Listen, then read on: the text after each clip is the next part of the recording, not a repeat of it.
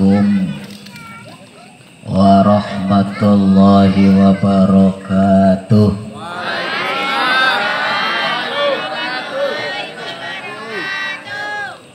Alhamdulillahilladzi arsala rasulahu bil huda wa dinil haqq liyudhhirahu 'alad dini kullih wa kafa billahi syahida. Asyhadu an la ilaha illallah wa asyhadu anna Muhammadan abduhu wa rasuluh, amma ba'd. Faqad qala Allah ta'ala fi ayatil karim,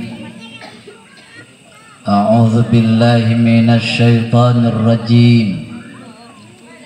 Alladzina yunfiquna fis sarra'i wad dharra wal kadhiminal ghaidha wal 'afina 'anil nas wallahu yuhibbul muhsinin. Wa qala an-nabiy sallallahu alaihi wasallam, la yu'minu ahadukum hatta yuhibba li akhihi ma yuhibbu nafsi. Sadaqallahul azim wa sadaqa rasuluhun nabiyul habibul karim wa nahnu ala dhalika minasy syahidin wasyakirin walhamdulillahi rabbil alamin. Yang terhormat Ketua RT 01 beserta jajarannya, juga yang terhormat para kesepuhan di lingkungan RT 01, para pemuda pengurus Karang Taruna RT 01, para bapak, wabil khusus ibu-ibu sebagai penyemangat di lingkungan RT 1 yang insya Allah senantiasa dimuliakan Allah Subhanahu wa Ta'ala. Alhamdulillah, pada kesempatan malam yang berbahagia ini, yang siogianya malam minggu diisi dengan weekend, tapi malam ini kita hadir di lapangan dalam rangka halal bihalal. Mudah-mudahan pertemuan kita semua mendapat rahmat Allah Subhanahu wa Ta'ala. Salawat ma'assalam senantiasa tercurah pada baginda Nabi kita Muhammad sallallahu alaihi wasallam, yang telah membawa umatnya minal zulumati ilan nur, dari zaman kegelapan hingga zaman yang terang benderang. Hadirin yang dirahmati Allah, suasananya masih suasana Fitri Lebaran, suasana Idul Fitri. Kebiasaan kita umat Islam setelah Idul Fitri itu biasanya saling sowan. Ada yang sowan kepada tetangga, ada yang sowannya kepada keluarga, ada pula yang sowannya kepada kedua orang tua yang masih hidup. Ya, kebiasaan ini pula dimanfaatkan oleh umat Islam untuk melaksanakan halal bihalal. Bu, di Arab nggak ada halal bihalal, di Turki nggak ada halal bihalal, Iran, Irak, Jordan dan sebagainya negara Islam lain tidak ada halal. Ada di Amerika yang halal bihalal itu adalah orang Indonesia, karena halal bihalal ini dicetuskan oleh Bung Karno, ya. Apa sih halal bihalal itu? Sudah halal dihalalkan lagi. Tapi ini merupakan sebagai tradisi umat Islam yang ada di Indonesia. Apakah tidak menyalahi? Oh tidak, sangat tidak menyalahi. Apalagi kalau salaman ya. Tapi salamannya laki-laki dengan laki-laki, perempuan dengan, atau suami kepada istri, istri kepada suami salaman. Itu tasafahu yadhabil ghillu an qulubikum. Salam-salaman itu menghilangkan unek-unek dalam hati, grundel. Selama 1 tahun warga RT 01 ada grundel misalnya kepada ketua RT, maka dengan forum ini, dengan situasi halal ini harus salaman, menghilangkan unek-unek grundel dalam hati.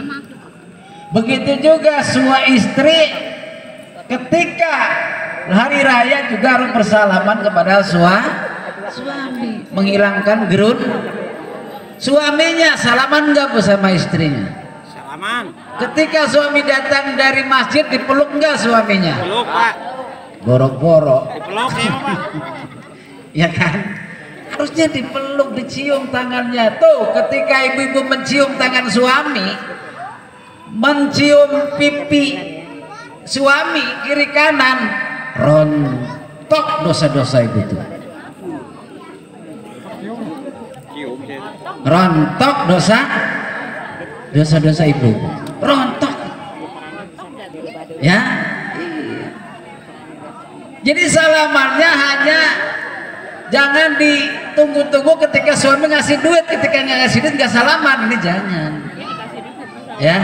Maka perlu dibudayakan ketika kita bertemu dengan sesama muslim harus salaman tuh ya. Tapi yang laki-laki boleh nempel, tapi yang bukan muhrimnya jangan gitu ya.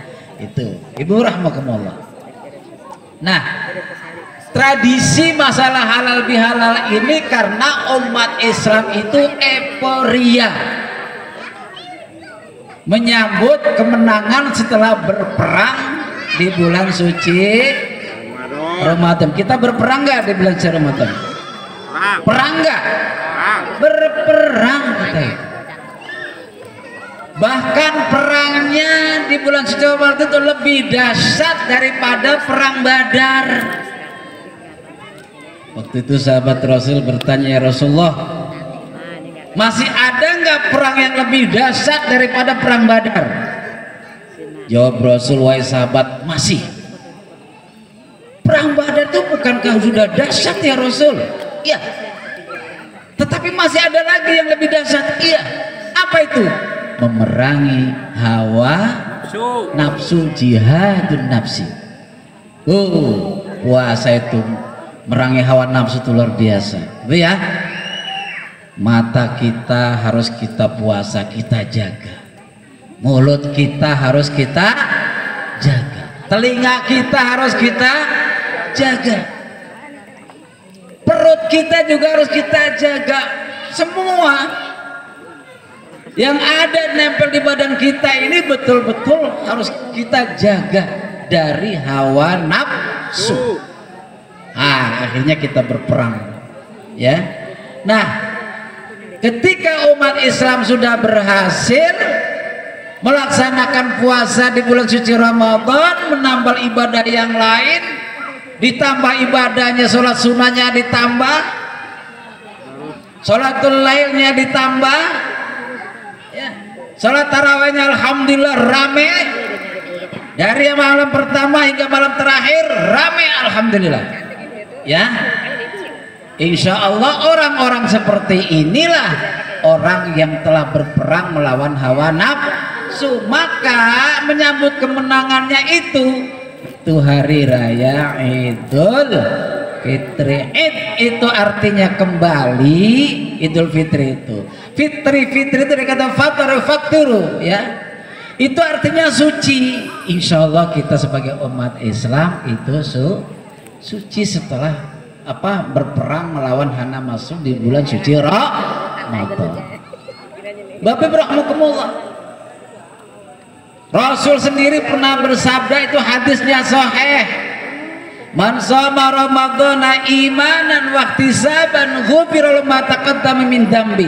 Barang siapa yang berpuasa di bulan Ramadan imanan, karena iman dan mengharap ridha Allah, ghufira lahu ma taqaddama min dambi, Allah akan mengampuni dosa-dosa yang telah lalu. Ya, subhanallah. Kita jadi luar biasa.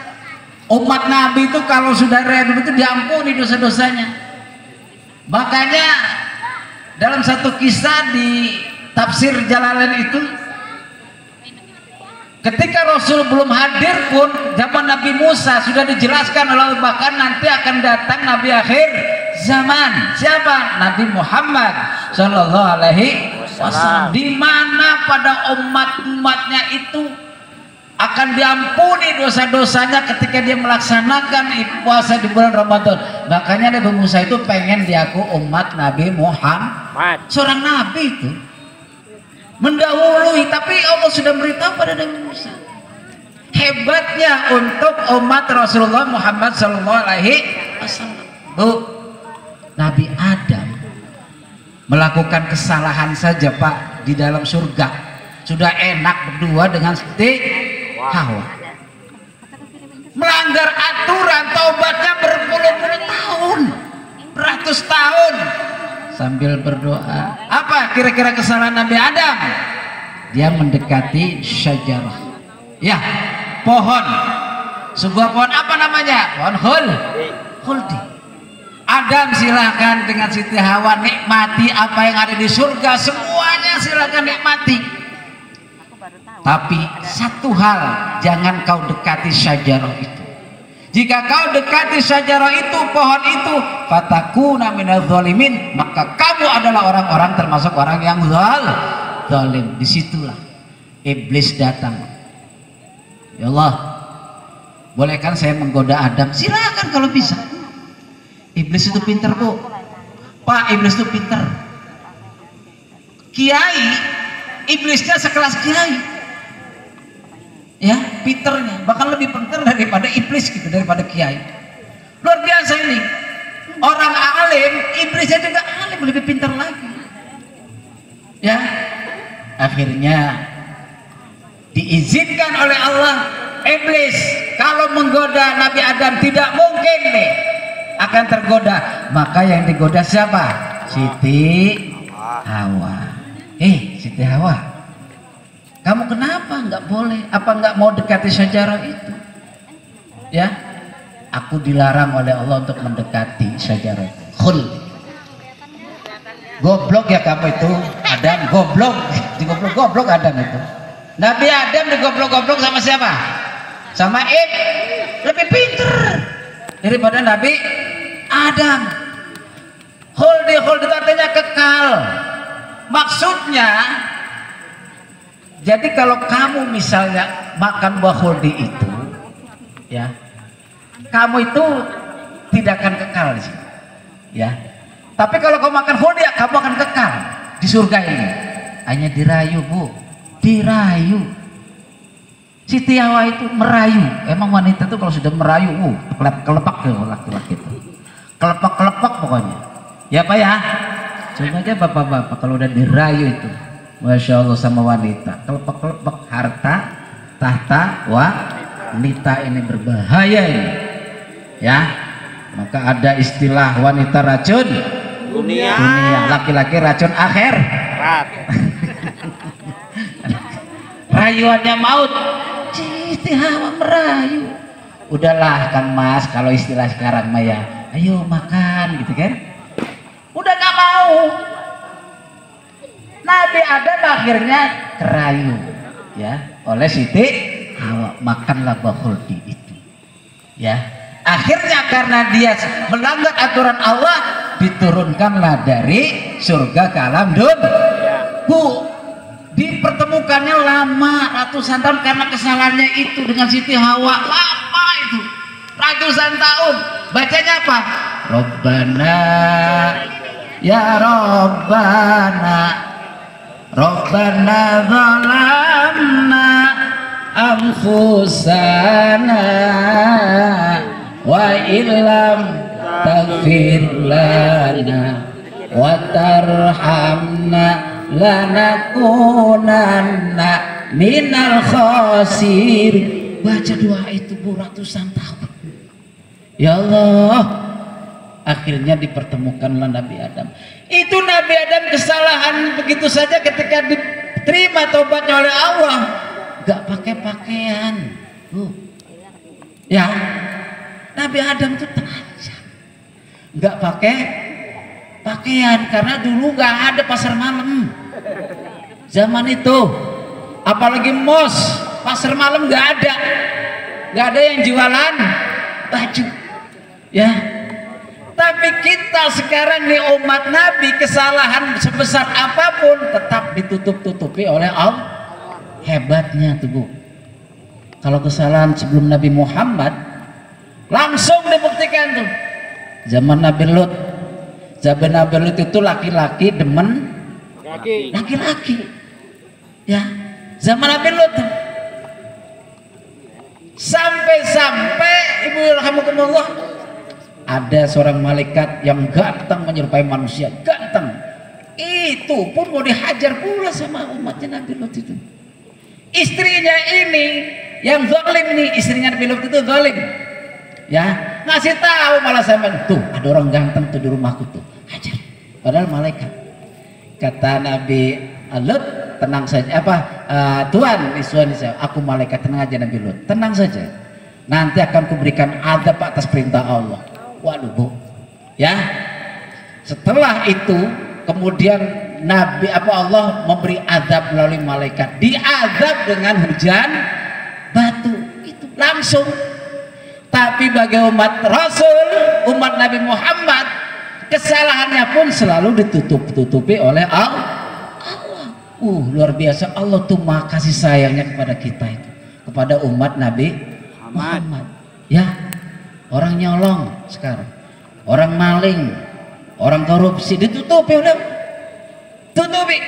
tidak langsung diadab. Beda dengan umat-umat sebelum. Makanya Nabi Musa alaihissalam kepengen menjadi umat Nabi Muhammad. Nabi itu Nabi Musa itu sebelum Nabi Muhammad ya, tapi pengen jadi umat Nabi. Kenapa? Karena umat Nabi Muhammad itu pahala setiap perbuatan kebaikan itu ibadahnya dilipat gandakan oleh Allah. Hebatnya itulah hadir rahmatullah. Ya, maka oleh karena itu rahmatullah, di akhir Ramadan itu akhirnya kita merayakan bersama-sama namanya Hari Raya Idul Fitri. Id artinya kembali, fitrah artinya suci. Mudah-mudahan kita ini kembali suci. Amin. Seperti kertas putih ya, yang tidak ternodai. Mudah-mudahan seperti itu. Amin ya rabbal alamin. Ibu rahmatullah, ada 4 hal yang pernah disampaikan oleh malaikat kepada Nabi Muhammad SAW ketika pulang khutbah. Tolong diaminkan ya Rasulullah, tolong diaminkan ya Muhammad. Apa itu? Dengarkan Bu ya. Yang pertama tidak akan saya jelaskan empat-empatnya, paling hanya yang penting-penting saja. Yang pertama, ya Muhammad, mudah-mudahan ini sampai kepada umatmu. Kenapa itu? Kenapa ya hai malaikat? Tolong aminkan nanti. 1, kalau ada seorang istri yang tidak meminta maaf ke suaminya, ya, ulangi nih, yang tidak meminta maaf pada suaminya, maka dia tidak akan masuk surga. Amin. Diaminkan. Waduh, ibu-ibu udah minta maaf belum sama suaminya? Bu, ketika Hari Raya Idul Fitri minta maaf enggak sama suaminya? Nangis enggak?